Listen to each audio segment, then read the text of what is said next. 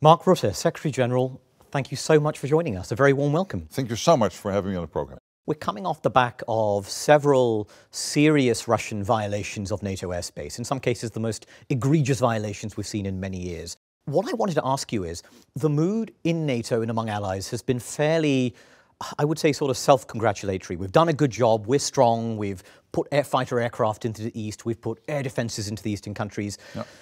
There are some who will worry that this is all very reactive, that the Russians have the initiative and we are responding to everything they are doing. Are you worried about that? NATO is infinitely stronger, more strong than Russia will ever be. I mean, Russia is not bigger than the economy of Texas. Of course, with a nuclear deterrent. So in that sense, it's more than Texas, but it is not bigger than the combined economies of the Dutch and the Belgians. But you're right. Of course, last couple of weeks we have seen these drones in Poland, and we have seen the MiG-31s in Estonia. But I mean, NATO reacted as we should react. I think there is one lesson we can draw from all of this, and particularly from the drones, is that when it comes to our anti-drone defense, we have to step up, and we are doing it. And the concern is we could have these violations occur again and again and again, and as long as the Russians are not posing an immediate and direct threat, they could keep violating airspace with impunity. And that's partly what I mean by ceding the initiative. Are you worried about that? Because I see no sign there is an appetite to shoot down these planes if they do not pose a direct threat. But why would you shoot down a plane which is not posing a direct threat? I mean, that would be silly. I mean, we have done this for 60, 70 years as NATO. We have worked with the Soviets and now with the Russians. It is not new. You said Russia is losing the war in Ukraine. NATO is strong. I think you said the Russian economy is the size of the Dutch and the Belgians. What did you give us, right? So economic heft, very limited. I also heard you at Chatham House this summer in London at the think tank talking, where I think you very famously said, if you don't get defense spending up, learn to speak Russian. Yes. I think there is a real tension in these assessments because on the one hand, Russia is weak. Russia's army is barely able to advance in a serious way in Ukraine, albeit the Ukrainian army poses a very stiff defense. On the other hand, these assessments sound almost alarmist. You know, that we might need to learn Russian. How do you square this circle? Is Russia a threat or is it not a threat? It is a threat, and for two reasons. Not because the Russian economy is strong, and if you were Putin today, you would not be happy. You have lost 1 million people, dead or seriously wounded in the war. 1 million. You have tried to divide NATO, the US and the European part of NATO, not successful. You tried to divide NATO and the EU, not successful. You tried to capture Ukraine, and the 1 million people, what you got back for that is half a percentage or 0.75% of Ukrainian territory gained this year by the Russians, so very little to show for it. Now, the problems are twofold. Problem one is that if you have a dictator who is willing to sacrifice 1 million people, take that guy seriously, that he is willing to do very crazy stuff, and prepare for that. Even if you're as strong as NATO, you still have to make sure that you have everything in the best possible shape to make sure you can defend yourself against somebody like that. Because the guy is really up to very silly and crazy stuff. And secondly, Russia is investing 40% of its state budget in defense. And even for a small economy, that is a lot of money. And the purchasing power of that money, of course, is higher than in the average European country.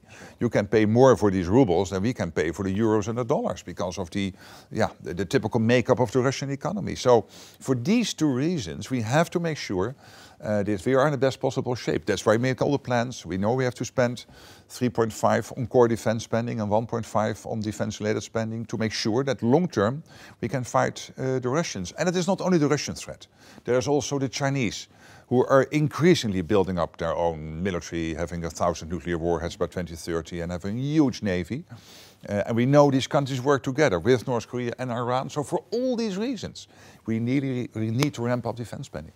I want to tackle the subject of Donald Trump, and I imagine you might be completely sick of talking about him by now. No, I like the guy and I think he's doing good stuff. But at the Hague summit, I think everyone understood why you had to engage in such a flattering approach to the president, to play up his responsibility for elevating European defense spending, for putting pressure on people to spend on defense. And I think everyone understood that. Do you understand the views of those who say that it may have gone too far in that it makes Europe appear weak and dependent? And I'm thinking here as well of the image, of course, of the leaders crowded around the Oval Office compared to school children. We understand the reasons for it, but do you understand the potential risks? Well, take the NATO summit, what happened, the 5%. You really think we would get there without Donald Trump? The fact that the 8 countries, I was in Spain in January, and this was before Trump was inaugurated, Trump 47. And in April, they committed to the 2%. Do you think Spain, Italy, Belgium would have committed to 2% this year if Trump would not have been re-elected as President of the United States? The fact that he reopened the floodgates, paid for by allies, but still American gear, lethal and non-lethal, going into Ukraine since mid-July, would that happen without Trump? We know that under Joe Biden, basically the money had run out and delivery of weapons was really also tapering away. So for all these reasons, I think he's doing exactly the right things. And what I think, if somebody is doing the right things, you should commend him for that. That's exactly what I'm doing. And then it's just a question of style and taste, whether you like the way I do it or not. This is how I do it. Because I feel it is warranted. We can really be thankful what Trump is doing. Are there any expectations the United States has, do you think, of its European partners in a conflict with China? You yourself have said that these two wars or potential wars could be intimately connected, that should Xi move on Taiwan, he may ask the Russians to conduct provocations or attacks in Europe. Is there an expectation in this administration Europeans help America in the Pacific? Well, I think they, first of all, want to make sure... This is the mutual alliance. I think they first of all, for them it is important, of course, that we can take care of NATO territory together. And if Russia indeed would, in conjunction with China, act on NATO, that we make sure that we, in a devastating way, will deal him a blow from which he will not easily recover. So that's what we need to do. It is my absolute conviction that it will not be a one-front war. They will probably first call their junior partner, the famous paper tiger in Moscow, and ask him to attack somewhere in NATO territory here in Europe. So we have to be prepared for that.